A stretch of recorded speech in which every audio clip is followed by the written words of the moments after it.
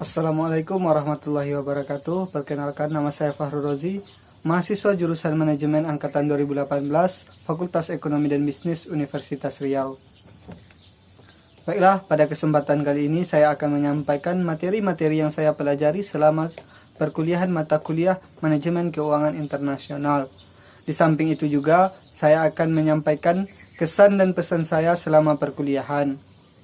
Adapun video ini merupakan pengganti ujian akhir semester pada mata kuliah Manajemen Keuangan Internasional. Baiklah, untuk tidak memperpanjang waktu, saya akan menjelaskan yang terlebih utama, yaitu mengenai pengertian Manajemen Keuangan Internasional itu sendiri.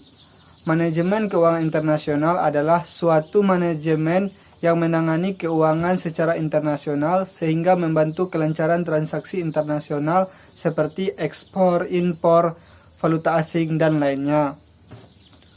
Untuk apa manajemen keuangan internasional ini? Pada dasarnya, manajemen keuangan internasional ini fokus pada perusahaan multinasional atau perusahaan yang beroperasi lintas negara.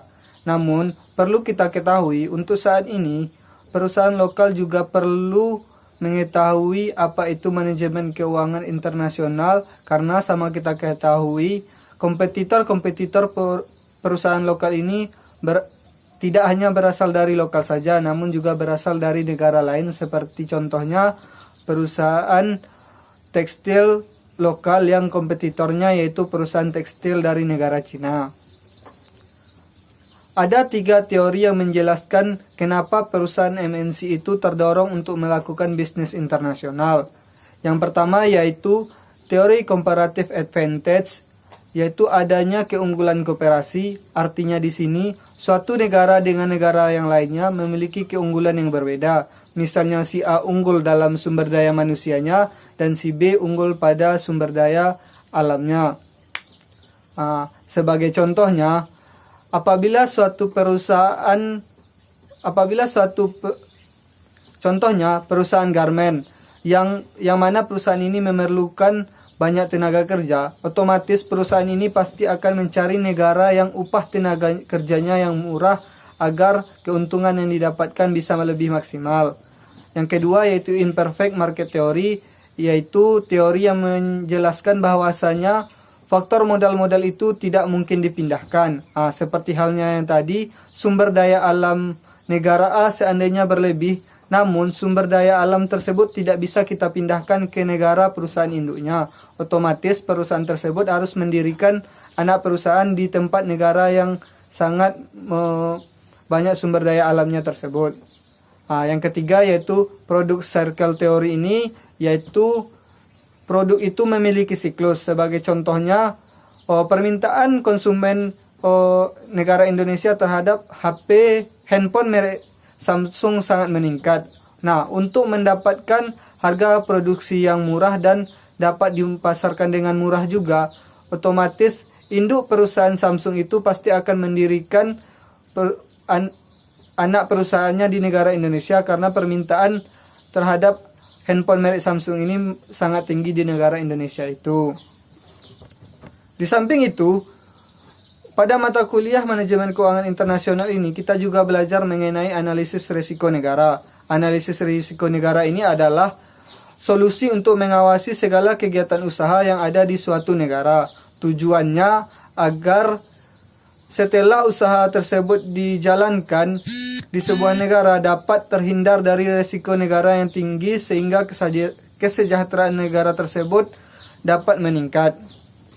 Sedangkan risiko negara itu sendiri adalah risiko yang timbul karena perubahan ekonomi ataupun politik suatu negara yang berdampak kepada negara lainnya. Selain itu, pada Manajemen Keuangan Internasional ini kita juga membahas mengenai lembaga-lembaga keuangan internasional. Lebih fokusnya kita membahas lembaga keuangan internasional yang diikuti oleh negara kita, negara Indonesia. Ada 4 lembaga yang diikuti oleh negara Indonesia. Yang pertama yaitu World Bank, yang kedua International Monetary Fund atau IMF, yang kedua ASEAN Development Bank atau ADB, dan yang keempat ada Islamic Development Bank atau IDB. Baiklah, adapun World Bank ini, tujuan pendirian utamanya adalah untuk membantu negara-negara yang hancur akibat Perang Dunia Kedua.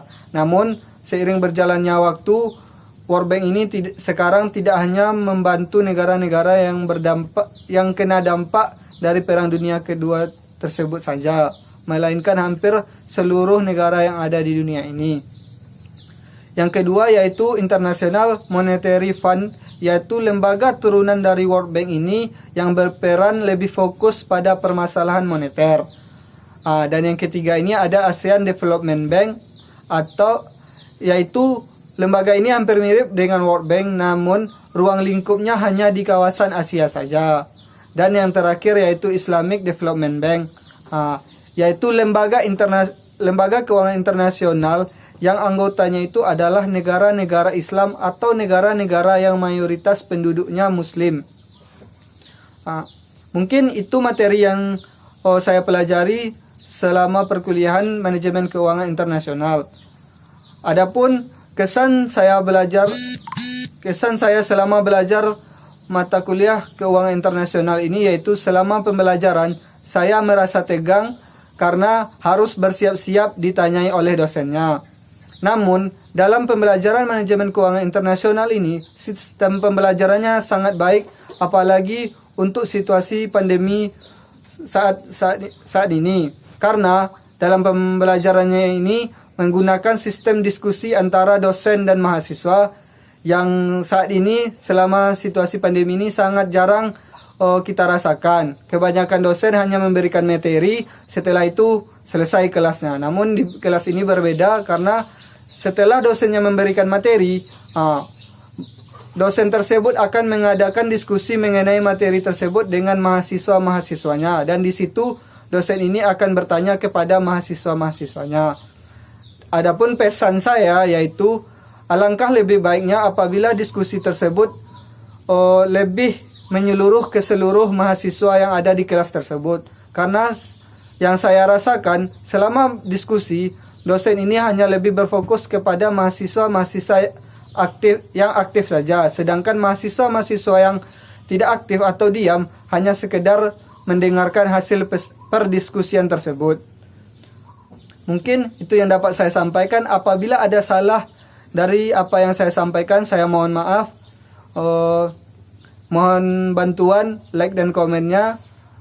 Terima kasih. Saya akhiri dengan wabillahi taufiq wal hidayah. Wassalamualaikum warahmatullahi wabarakatuh.